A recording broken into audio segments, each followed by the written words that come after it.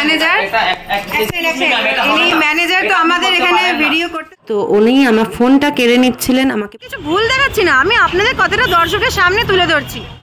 পুলিশের ধমকি দেখাচ্ছিল যে পুলিশ আসবে, আমি বাধ্য পুলিশকে জানাতে। আমি যে সফট খুলে চলে আসছে। আর এরকম একটা বড় সাইজের বিরিয়ানির আলু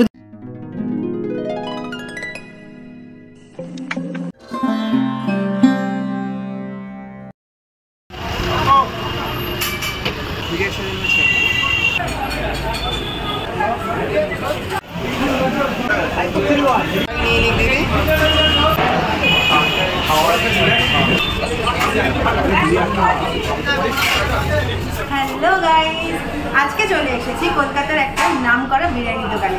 এই রেস্টুরেন্টের নাম বললে তোমরা সবাই এক কথায় চিনতে পারবে। এই রেস্টুরেন্টের নাম হলো আর্সেনাল। অ্যাকচুয়ালি কি এখানকার খাবার খুব ওভার হাইট।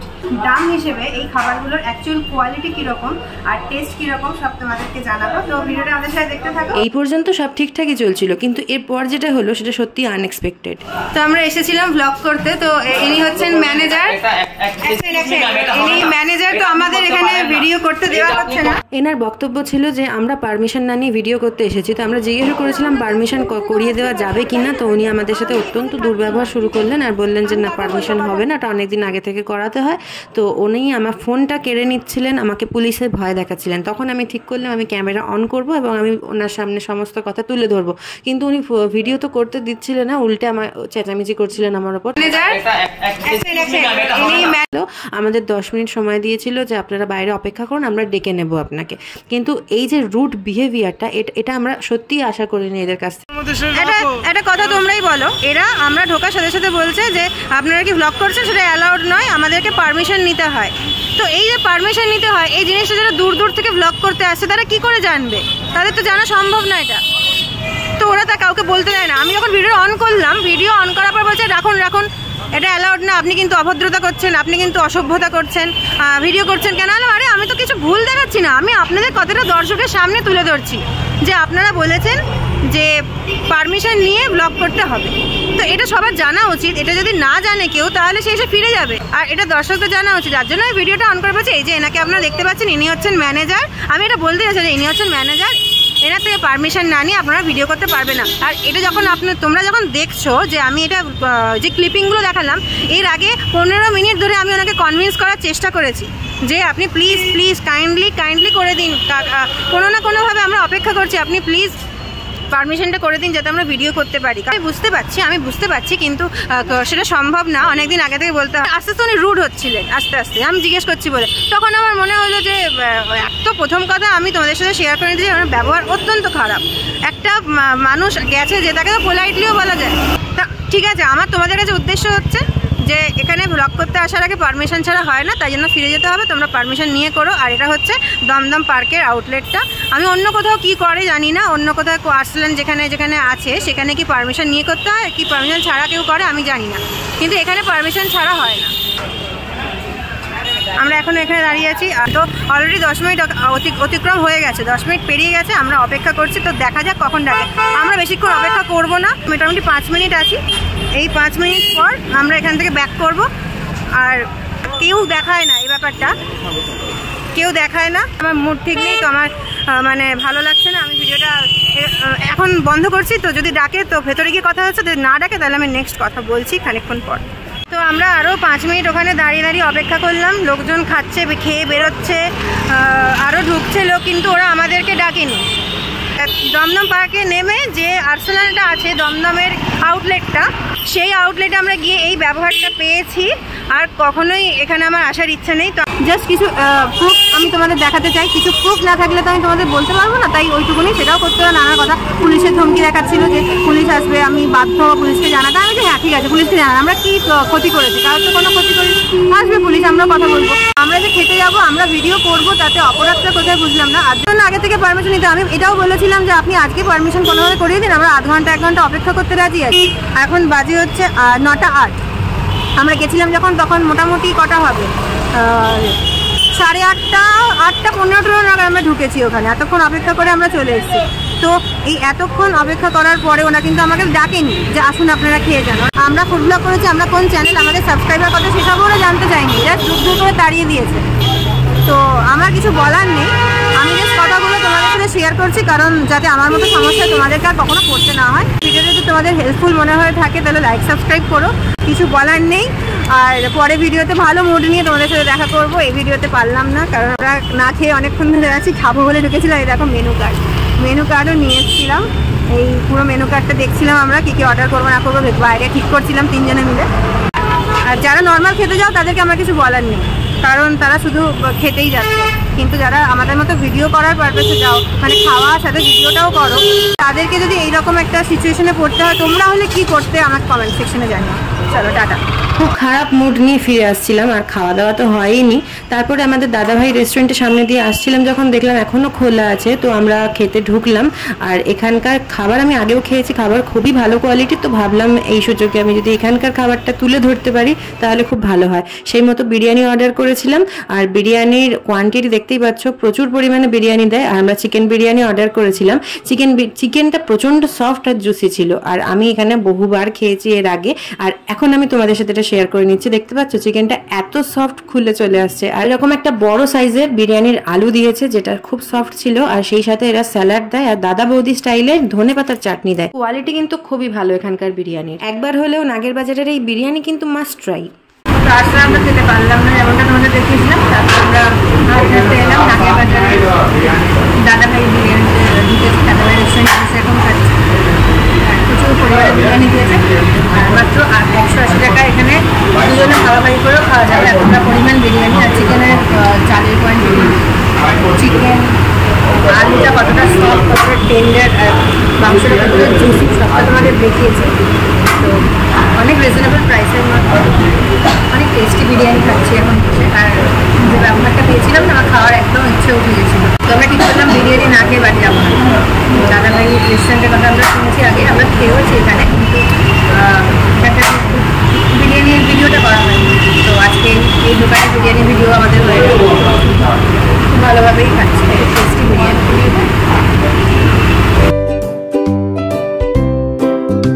তো এখানে 4, 4 এ 8, আর এই একটা টেবিল, মানে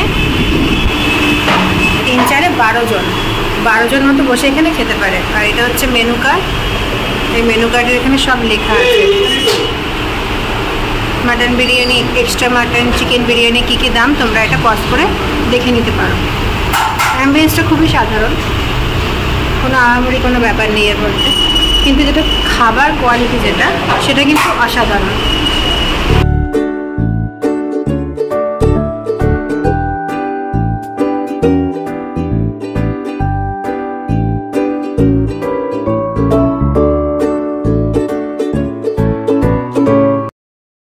দাদাভাই রেস্টুরেন্টে আসতে গেলে দমদমে নামবে, দমদম থেকে নাগের বাজারের অটো ধরবে, নাগের বাজারে নেবে, সাতগাছির দিকে আসতে গিয়ে বাঁদিক দিয়ে হাঁটতে হাঁটতে তোমরা দাদাভাই বিরিয়ানির দোকান দেখতে পাবে। রাত্রি মোটামুটি 10টা 11 বাজে, এখনও এখানে বিরিয়ানি অ্যাভেলেবেল। দেখো প্যাক হচ্ছে। কটা অবধি মোটামুটি দোকান খোলা থাকে? 10টা 10:30 যতক্ষণ খাবার থাকে। 10:30 অবধি মোটামুটি থাকে। 12টার দিকে আমাদের ওপেনিংয়ে স্টার্ট করে অ্যাভেলেবেল থাকে। আচ্ছা, সারা দুপুর। আচ্ছা, আমাকে একটা কথা বলো, আমাদের এই দোকানটা কি বড় করার ইচ্ছা আছে খুব রিসেন্ট টাইমে, নাকি এরকমই রাখতে চাইছো? না, এর বড় করার ইচ্ছা আছে, এসি করার আমাদের ইচ্ছা আছে। কারণ দাদাভাইয়ের নাম কিন্তু অনেক দূর দূর অবধি ছড়িয়ে গেছে, তারা চাইছে তোমাদের এই জায়গাটা একটু বড় হোক, 12 জন বসার জায়গা থেকে আরেকটু বড় হোক। এরকম আমাদের চিন্তা ভাবনা আছে যে একটু বড় হোক, আচ্ছা। আর এসি করার জন্য যাতে কাস্টমাররা সুস্থভাবে খেতে পারে। হ্যাঁ, আর অনেকে একসাথে খেতে পারে। একসাথে খেতে পারবে। তাহলে মোটামুটি কিরকম সময় নাগাদ আমরা দেখতে পাবো বড় দাদাভাইয়ের বড় ব্রাঞ্চ?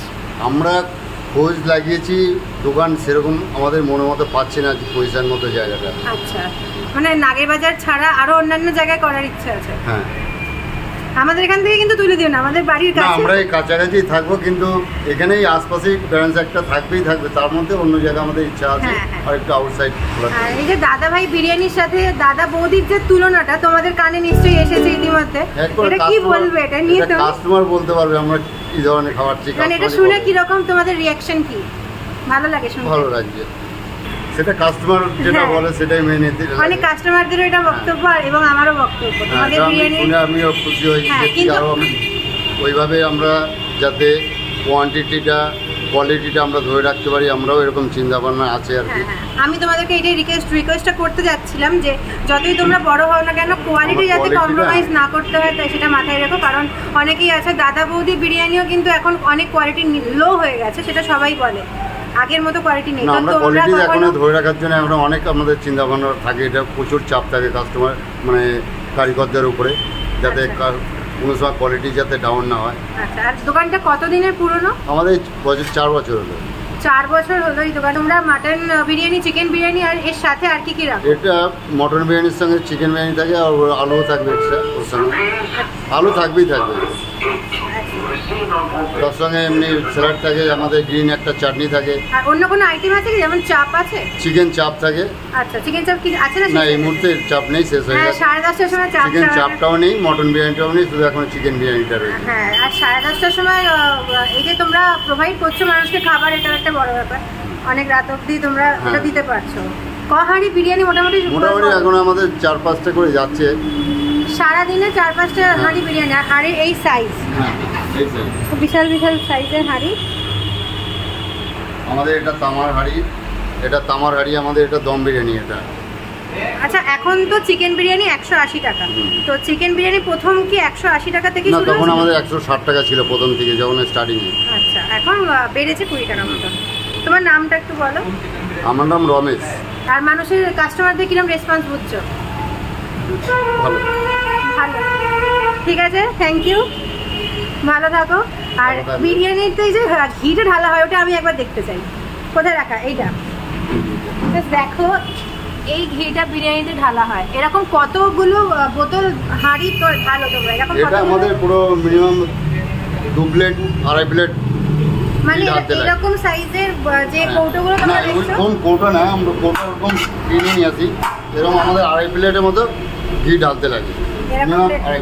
একটা হাঁড়িতে এই প্লেটের সাইজের 2.5 প্লেট মতন ঘি যায়, তাতে মোটামুটি 500-র কাছাকাছি ঘি চলে যায়। আচ্ছা, আর কাছাকাছি পার্সেলের ব্যবস্থা কি আছে তোমাদের? কাছাকাছি আমাদের নিজেদের লোক আছে, পার্সেল করে দেওয়া, কোয়ান্টিটি বেশি নিলে আমরা পার্সেল করে দিয়ে আসি। আর পার্সেলের জন্য চার্জ কত না? ও সামান্য কিলোমিটার হিসাবে চার্জ না। আচ্ছা, আর নয়তো বাইরে থেকে লোককে এসে খেতে হবে? হ্যাঁ, তার মধ্যে জোম্যাটো আছে, অনলাইন আছে, অনলাইনেও আমাদের খোলা আছে, অনলাইনে অনেকে বুক করে নিয়ে যায়। আচ্ছা, জোম্যাটোতে অ্যাভেলেবল। দাদাভাই রেস্টুরেন্টে কিন্তু তোমরা যখন খুশি এসে ভিডিও করতে পারো, এখানে আগে থেকে পারমিশন নেওয়ার কোনো ব্যাপার নেই। আর এখানে ভিডিও যারা করতে আসে তাদের সাথে যে কোয়ান্টিটি বা কোয়ালিটি দেওয়া হয়, তাদেরকে যে অ্যাম্বিয়েন্সটা দেখানো হয়, সেটা কিন্তু তোমরা সাধারণ যারা খেতে আসবো একদম সেম। তাই জন্য আগে থেকে পারমিশন নেওয়ার এখানে কোনো প্রয়োজন পড়ে না, যেটা আমরা আগে তোমাদেরকে দেখালাম আমাদের সাথে কী ঘটেছে। তো দ্যাটস ইট, ভিডিওটা এখানেই শেষ করছি। তোমাদের ভালো লাগলে লাইক শেয়ার এবং সাবস্ক্রাইব করে আমার চ্যানেলের পাশে থেকো। দেখা হচ্ছে নেক্সট ব্লগে। বাই।